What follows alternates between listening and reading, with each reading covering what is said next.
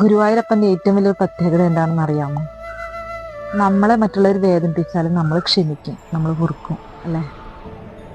എന്നാൽ ഭഗവാന് ഈ ഒരു കാര്യത്തിൽ മാത്രം മാപ്പ് നൽകാൻ സാധിക്കില്ല. ഭഗവാനെ വേദനിപ്പിച്ചാലും ഭഗവാൻ അങ്ങ് ക്ഷമിച്ചേക്കും. എന്നാൽ ഭഗവാന്റെ ഭക്തന്റെ മനസ്സ് വേദനിപ്പിച്ചു കഴിഞ്ഞാൽ ആ പൊന്നു ഗുരുവായൂരപ്പന്റെ കോടതിയിൽ അതിന് മാപ്പില്ല എന്നുള്ളതാണ്. ഭഗവാനെ വേദനിപ്പിച്ചാലും ഭഗവാൻ അങ്ങ് ക്ഷമ നൽകും. എന്നാൽ തൻ്റെ ഭക്തന്റെ മനസ്സ് വേദനിപ്പിച്ചു കഴിഞ്ഞാൽ ആ വേദനിപ്പിക്കുന്ന ആ ഒരു വ്യക്തിയോട് ഭഗവാൻ ഒരിക്കലും പൊറുക്കില്ല എന്നുള്ളതാണ്. ആ ഒരു തെറ്റിനെ ഭഗവാന്റെ കോടതിയിൽ മാപ്പില്ല. ഭഗവാന്റെ മാറിലെ ശ്രീവത്സം പോലെ അത് തെളിഞ്ഞു കാണും.